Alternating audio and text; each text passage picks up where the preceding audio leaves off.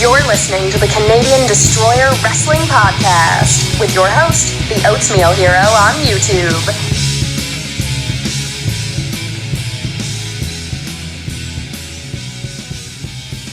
Ladies and gentlemen, welcome to the very first episode 0000001 of the Canadian Destroyer Wrestling Podcast on YouTube here. I am your host, the Oatmeal Hero, and yesterday, April 1st, April Fool's Day, was the very first time NXT has ever invaded Dallas. So they took us on a journey of NXT Takeover Dallas. To be honest, I always look forward to any NXT pay-per-view, which is given on the WWE network for the incredible low price of $9.99 plus tax.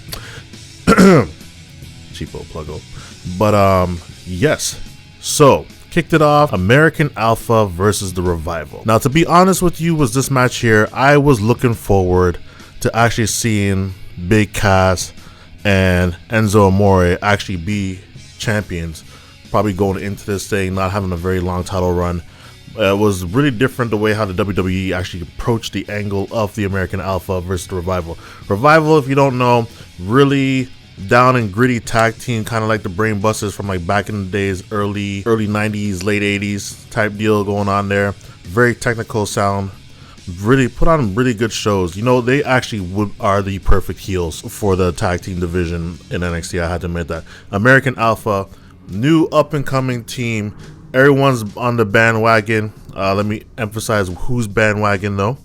It is actually Mr. Gable, because everybody loves Gable. Gable, pure athlete, 100%. Nothing, not taking anything away from Jason Jordan, but Gable is definitely the strong guy on the team, or not the strong guy, but the more technical sound of the two on the team there. So yeah, back and forth matchup, really entertaining. Had you captivated all the way through. It was really good, high octane.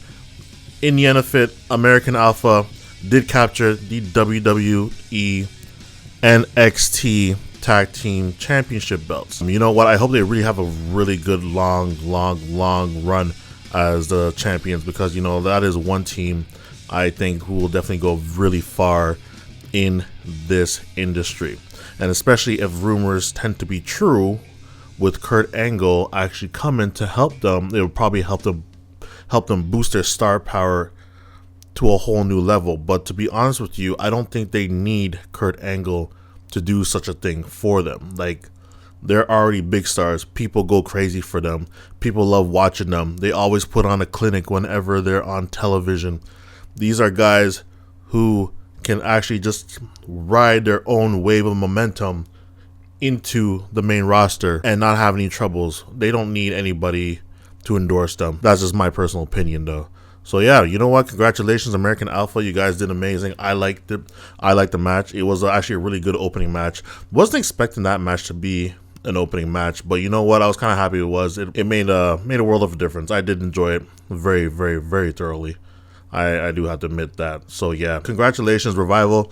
You know what? They have if they actually do have a rematch clause, if they do, wink wink nudge nudge, you could expect this one to be a very good match as well too. I don't think the Revival will be pushed into the whole main roster scene just yet. Just a couple more months, you know what I mean? Like, it's a fairly new team which was slapped together last second pretty much. And they've actually done very well for themselves. I have to admit that. But you know what? It is what it is. I hope there's a round two. Actually, really good match. Hope there really is a round two. Second match. The debut of the greatest man to ever live, Austin Aries, versus the man who actually ruined his debut about a month ago. To be completely honest with you, it was basically about 3 months ago at the end of January where he actually did debut. But you know, WWE TV and all the other fun stuff. So basically ruined his grand entrance, and this guy would have been Baron Corbin, you know, the lone wolf of NXT. This was a very good, it had potential to be a very good match. I'm not saying it wasn't a good match. I'm just saying it had potential to be a better match. It really did. I'm not saying anything bad about it. There's a couple spots I probably would have said, you know what, I wish it would have been a little bit more entertaining. But here's the thing: what really got to me on that match there. Like I said, I love watching Austin Aries work. He's great. I love watching Baron Corbin work. He's amazing. But clearly a mismatch in size. Nothing wrong with that because Austin Aries does have the giant killer mentality. Like, he is a short dude, but don't get it twisted. He will kick you in your face if he needs to. Baron Corbin, like I said, did ruin his stuff there. The match was really short, or I thought at least it was short. The match didn't really produce the quality of work that should have, like, how can I explain this without putting my foot in my mouth?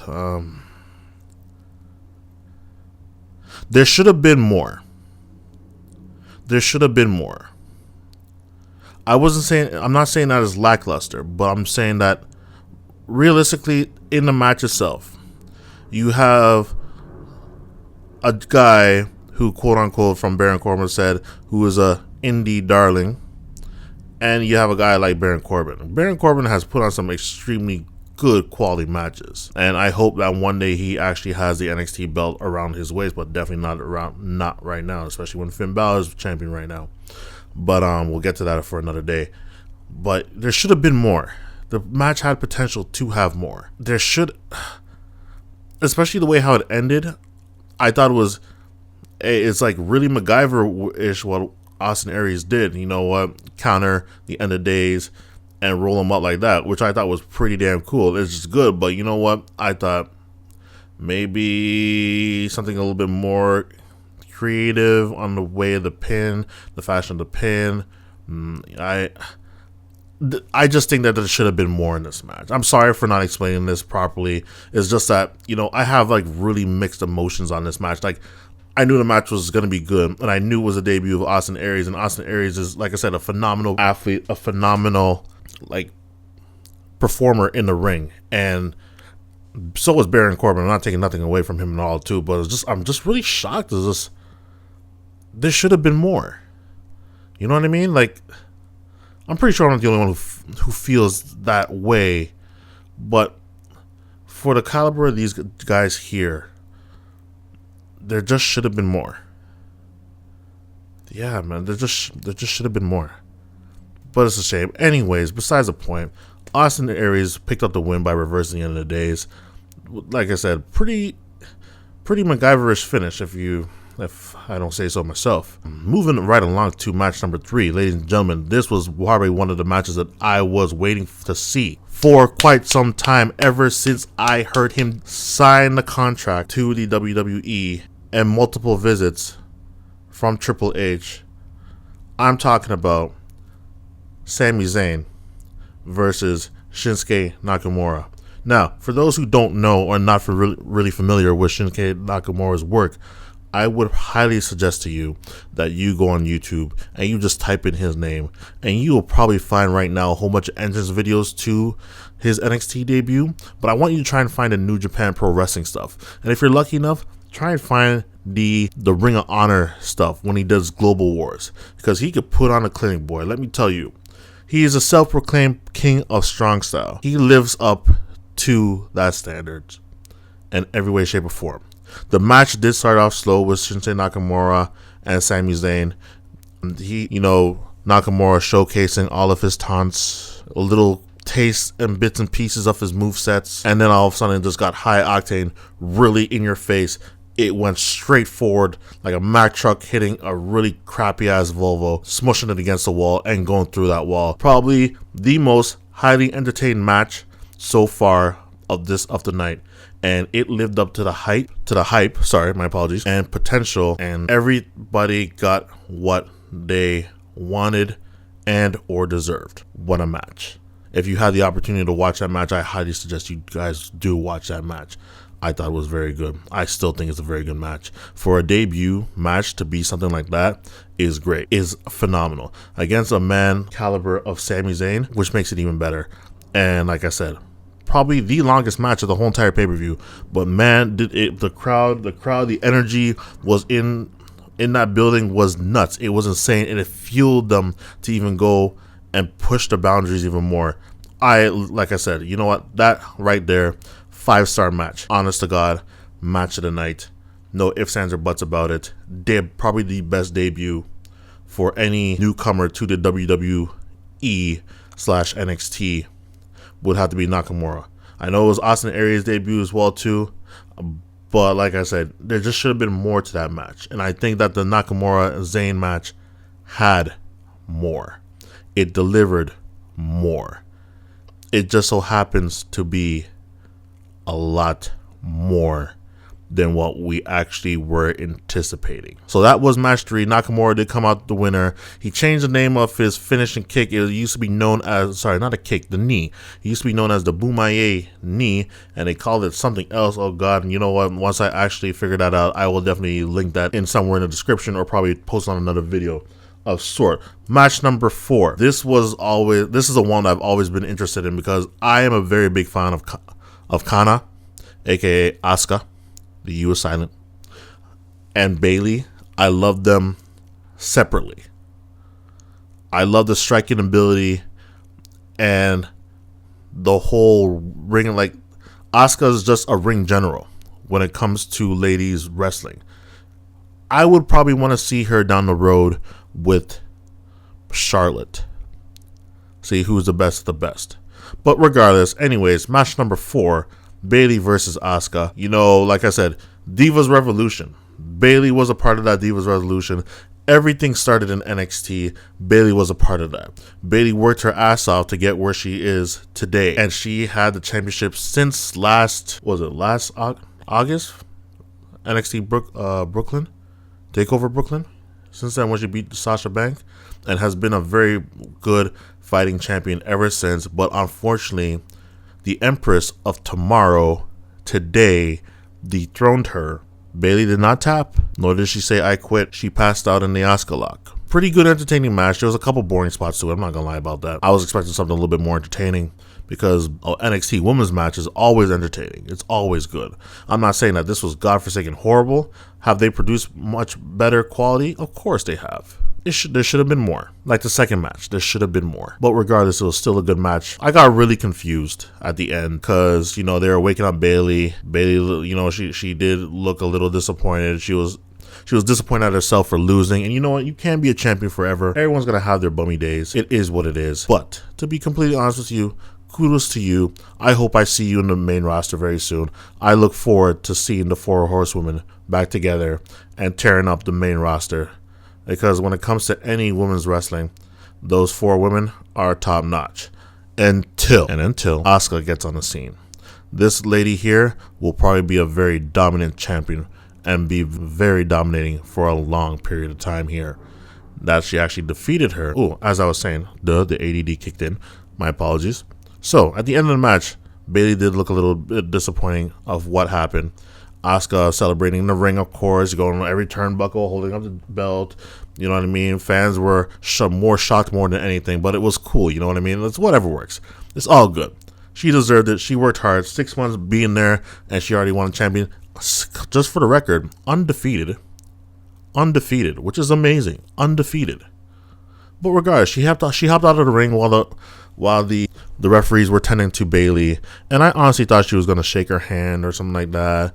Bayley, you know what I mean? Like, you know, a show or sign of respect. To be honest with you, that's what I was kind of expecting. Absolutely none of that happened. Bayley glanced at Asuka. Asuka glanced at Bayley. It probably happened more than once. No more than 3 times at most. And Asuka went about her merry way. Up the ramp. Showcasing the belt to the back. Of course, Bayley's still a little bit mad, angry at herself. And then next thing you know, we go to a commercial cut and have to hear that really crappy My House song from Flo Rida for WrestleMania 32. But yeah, like I said, you know what? If there's ever a rematch, I think I'd definitely be looking forward to that rematch the most. Bayley versus Asuka. Good match. Missed a few elements because they're both a very good, amazing performers. Just should have had more. They just should have had more. But regardless, it was still good and entertaining overall. Like, I'm very highly impressed. I love that match. I love the women's wrestling division ever since the introduction of Becky Lynch, Sasha Banks, Charlotte, and I'm also a very big, huge believer in Paige as well, too, if you know me. So, yeah, I'm all about that Divas Revolution. I want to see good for the Divas Revolution. And these two ladies here, when they get called up to the main roster, I hope it's really soon, will probably completely revolutionize the whole Divas Revolution. Having said that, segueing straight into the main event of the night. Finn Balor versus the Samoan submission machine, Samoa Joe. So, they fought before in London. It was a very entertaining match. Really good crowd, really good energy. Finn the Ripper comes out, wins. Samoa Joe's still upset, still aggravated, and found his way to become number one contender once again for Finn's NXT Championship. Now, this night would have been no different. Finn Balor comes out, Texas Chainsaw Massacre style, which I thought was pretty damn cool. I love his entrances. I love Finn Balor, Prince Devitt, whatever the hell you want to call him. I love him. Like, I have a good handful of wrestlers that I love, and I truly admire their work, and I appreciate the dedication they put into that, and Balor is definitely one of them. So yeah, he came out Texas Chainsaw Massacre style, wheeling around the chainsaw. The face paint he had, it incorporated blue for the Texas flag, I believe, if I had to make that assumption, because I am Canadian. Yeah, it was just a really good entrance. Samoa Joe, the camera did pan over to him. He did not look very impressed at all in any way, shape, or form, but Joe did get busted up pretty damn quick on a headbutt, and his eye was bleeding and blood was all over the place, and they tried to stop the match and so on and so forth, but I was like, let them fight. Let them fight. Let them fight. And so they did. But yeah, in the end, Balor did come out victorious on that, which I thought was really good. Thank goodness. It was a bittersweet thing, because the amount of rumors and everything flying around, you heard that, Samoa Joe was going to debut on the main roster the night after WrestleMania. So that's probably one of the reasons that he lost. Then next thing you know, there was another rumor like, Finn Balor is supposed to lose because, Bulletproof is supposed to debut the night after WrestleMania with Machine Gun Carl Anderson and Doc Gallows. But Finn won. Doesn't mean that he still can't debut on the main roster, though. I think that would add another element which would be really good, especially for all these guys who've come up from NXT and who have showcased themselves and who actually have become really big stars. It might benefit for them to, like, you know what I mean? Like, this is going to be really good. Like, honest to God. If Joe actually debuts on Monday, great. It's another NXT guy I could root for on the main roster. If Finn Balor shows up on Monday, I'm going to probably mark the hell out, because I know what his intentions are. I know what I'm expecting Monday night on Raw. I know what it's going to lead to. I think probably the best NXT debut on the main roster I'm still going to say Kevin Owens, hands down. Answering the call of John Cena, leaving John Cena, looking up at the lights. That's still probably one of the better things I've seen to date. And that rivalry was actually really good rivalry. The matches they put on was superb. Like, the first and second one was amazing. It's almost like the same quality matches as Cesaro and John Cena. Like, I think John Cena had his limits pushed by Cesaro, just to show you that Cesaro is ready, and when he comes back, he's going to do some serious damage. But anyways, we'll save that for another time and another discussion. But yes, anyways, back to the rumors. Like I said, Balor's buddies, the debut of the stable known as Bulletproof, is supposed to debut on Monday night. No big surprise to the people in the know. Big surprise for the people who were like, what the F word? Who's Bulletproof? Well, if you do know New Japan Pro Wrestling, you probably know of the Bullet Club. If you don't know that, or you watch a lot of wrestling, or you've actually heard the name Bullet Club being tossed around, these were the two main guys basically of the Bullet Club who will be showing up on Monday Night Raw. I really hope they do. I hope it's a really good segment. I want to see Bulletproof fight against the Authority, bring them down. But regardless, let's stop segueing all the way back over to rumors and stuff, and let's focus on the main aspect, which is Balor and Samoa Joe. The match was good, really good. Short, but really good. It just needed more. And I've noticed I've said that quite a bit doing this whole review breakdown of things, but it's the honest God truth. It just needed more. Like, the match was typically not even like 20, probably about the 20-minute markish, I believe. It was entertaining, though. I didn't like the fact that they kept on stopping to wipe the blood off Joe's face. It could impair his vision. Sorry, my apologies. And it could probably have ended a lot quicker, but you know what?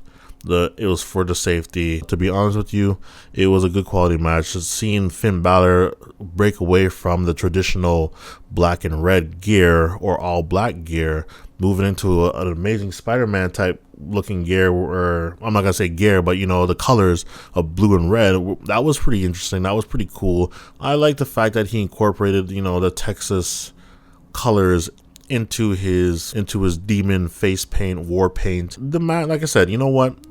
Realistically, it wasn't as good as the London match, but it was still good overall. It was a highly entertaining match overall. You had two world-class guys in the ring giving it their all, and they left it all there. And I still think, you know what? It was a damn good match. Thank the Lord that Balor won. Like I said, I'm a very big Balor fan. Nothing wrong with Samoa Joe, but I do prefer Balor. Maybe Joe will actually go to the main roster. You know what? Maybe he could have not won the NXT Championship, but maybe he could win the Intercontinental Championship. Wink, wink, nudge, nudge. Anything can happen in the WWE. Hell, anything can happen even in NXT. But like I said, that match, very good match. I know I went all over the place with that. I do apologize. I'm going to try and limit myself to that. But yes, let's talk about the good of that NXT Takeover Dallas. Right now, by far, I know we just started April, 4th month already. Can't believe it myself. Probably right now the best pay-per-view the WWE has produced so far this year. I'm taking consideration the Royal Rumble, Fastlane, and any other network specials they decide to throw out there. I'm probably saying that this has been the best pay-per-view of 2016 so far, and WrestleMania is literally right around the corner. Like, legit, like it's gonna say boo and scare you, and you know, you're gonna drop your cake on the floor. But yeah, probably the best pay-per-view. Really good job. But that's what you expect from NXT. They always put on good pay-per-views. It's a shame that a lot more people don't actually, like, you know, they don't tune into NXT. But I think it's starting to pick up in popularity now, which is a good thing. And one of the best things about it was the fact that when they did the Roadblock here in Toronto, they actually showcased an NXT match, which is great. And I was afraid personally to see how people would react to it. But you know what? People actually didn't react poorly to it. People knew exactly who those guys were, and they got a big pop, a really good ovation. But that's what you expect, man. Like, moving back to that, very good pay-per-view. The debuts of Austin Aries, the debut of Shinsuke Nakamura, probably changed the landscape of NXT right now as we know it. Two top players in the game of wrestling. Austin Aries, obviously coming from Impact Wrestling, TNA, whatever you want to call it now, which is for sale. By the way, probably will not end up on eBay. And Shinsuke Nakamura, King of Strong Style, coming from New Japan Pro Wrestling. Has traveled the world. Two highly acclaimed guys who made their debut on that pay-per-view, which made it even more memorable. And even made the pay-per-view much more special. You felt like, you know what, if you're a hardcore, die-hard wrestling fan like myself, I love the fact that Austin Aries, I still think he's probably one of the best champions to ever hold the TNA belt. And Shinsuke Nakamura, who, just so you know, who had the opportunity and the pleasure to call himself the youngest IWGP World Heavyweight Champion by defeating Brock Lesnar, but who has really cemented his legacy by capturing the IWGP Intercontinental Championship and making it his own. Those quality of guys, those quality of entertainers, of wrestlers, especially around a weekend like this, which is like the biggest weekend on the wrestling calendar, just made it even more special, which is great. And you know what, like I said, this is probably one of these pay-per-views you will watch over and over and over again. I still watch NXT TakeOver Brooklyn because I still thought that was like the greatest pay-per-view ever produced, hands down. But this is probably one of these ones I will definitely be watching over, probably because of the debuts, of course, and, you know, my boy Shinsuke Nakamura. The other goods. Was anybody paying attention in the crowd? I hope so. Kota Ibushi. You're not familiar with that name. He is known as the Golden Star in New Japan Pro Wrestling. One of the only guys, actually the only guy to ever hold a New Japan Pro Wrestling and DDT contract simultaneously. This guy is a very good cruiserweight. Flies around. This is basically, I think the best way for me to describe him would be the Japanese Seth Rollins. That would probably be the best way to describe him. Almost the identical moveset, but Ibushi, obviously a little bit lighter. This guy is very good. Once again, is one of these things. If you're not familiar with the work of Kota Ibushi, I highly suggest you do your little research. You're on YouTube anyway. Go ahead, type in his name in the search bar and watch a couple of videos from him. Yes, he is a high flyer. He has faced the likes of Shinsuke Nakamura. Put up some really good fights. Even he's faced AJ Styles in AJ Styles' debut match at Wrestle Kingdom years ago. So it tells you where he is on that grand scale of things. So just to remind people of the Global Cruiserweight Challenge. Is that what they're calling it now or something? Like, well, that's what they're calling it? Something like that. Regardless, that big-ass tournament what they're having in freaking July or in the freaking summertime. He's the reminder. Kota Ibushi will take part of that. They also announced a whole bunch of other names as well, too, which you definitely probably might want to look into. This is going to make a really good series, ladies and gentlemen. I assure you, it will not be lacking in any way, shape, or form. The other person who was in the crowd was Bobby Roode. Bobby Roode? Who's Bobby Roode? Bobby Roode is the it factor of Impact Wrestling. The best heel ever in that company. Him and Austin Aries were even a tag team known as the Dirty Heels in Impact Wrestling. Bobby Roode, probably one of the hottest free agents right now. Another guy who represents the 416 here, Toronto. The it factor. I hope he does sign with WWE. I'm pretty sure he has already, but they're just trying to keep it on the hush. This guy here has nothing but talent. Someone, like I said, another guy, if you want to look into who the F word is Bobby Roode, then this is another guy you might want to search, my friends. This guy is no joke. Really good. I dig it. Now, moving on to the not so great. I'm not going to call it the bad. I'm just going to say the not so great, because it only makes sense to call it not so great. Now, I swear there was supposed to be another match, if I'm not mistaken, for this pay-per-view. This pay-per-view was only 2 hours and 15 minutes long and a couple seconds-ish. One more match they were missing. Yes, clearly, Apollo Crews versus the Drifter. What happened to that match? Like, really? Did they put it as a dark match? That's rude. It wasn't even on a pre-show or anything like that. Nothing popped up, just like... And that was actually a match I was kind of looking forward to as well, too, because, you have the Drifter. Like, I doesn't say anything, travels town to town, carry around a guitar, a couple $1 bills inside there, you know what I mean? The dollar bill hasn't changed, or they haven't moved in quite some time ever since he debuted. Apollo Crews, great energy. I love watching him in the ring. For a guy that size to be that athletic, that says something, you know what I mean? That speaks volumes. Entertaining to watch in the ring, and that's a match I was actually really looking forward to, and I think they made it a dark match, which was a little bit, that was a little disappointing, I have to admit. I was not impressed. But, if they ever decide to put it on the WWE network, they damn well better, because I want to see how the outcome of that match. It would be nice to see, as a matter of fact. And the other not so bad, or not so good, my apologies, we did see Bobby Roode. I was really hoping to see Eric Young in the crowd as well, too. EY, another guy from TNA Wrestling who's wrestled in TNA Wrestling for just about a decade, who's finally hit the pinnacle, became the World Heavyweight Champion not too long ago. And yeah, anyways, this guy here, another Canadian-born wrestler, does have talent. I know he's doing a couple of independent shows as well, too. It would have been nice to see him and Bobby Roode in the same camera shot. That would have been nice. That would have been great, because these are two guys that revolutionized that business there, and it's a shame that that's TNA's loss for letting them go, but it is what it is. TNA's loss definitely can be WWE or even NXT's gains.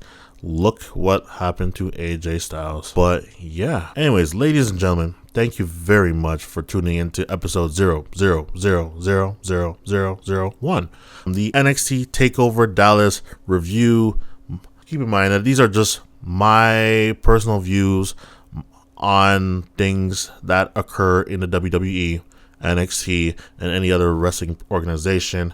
If you do have any comments, leave them down in the comment section below, or shoot me a email at ROYR@gmail.com. And if you spelled that out correctly, it should be a really crappy ass short form of Canadian Destroyer. So yes, this is the Canadian Destroyer Wrestling Podcast right here on YouTube.com. I am your host, the Oatmeal Hero.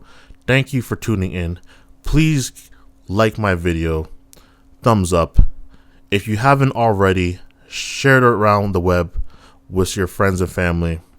And if you've done that already, congratulations, great. Now you can just do the final step and hit that subscribe button. Anyways, WrestleMania is tomorrow. I'm actually looking forward really to the Monday Night Raw. I want to see who debuts, who doesn't debut, because, you know, the WWE, we could get all the information we want from the internet. Like, oh, this person's going to debut, that person's going to debut, and it's going to be like this and that there, and this is going to come out in this segment. And, you know, you can, even though you kind of know what's going to happen, you're still going to watch it anyway. But to be honest with you, I've been staying away from the dirt sheets for over a week now. I want to be surprised, because this is the only time I will ever watch Raw live. This is the only time I'll ever watch Raw from start to finish. And I am looking forward they're going to do. So ladies and gentlemen, on that note, you guys take care, be safe, and I will see you again very, very, very soon. This is your boy, the Oatmeal Hero. This is the Canadian Destroyer Wrestling Podcast right here on YouTube. Thanks for tuning in. I'll see you guys soon.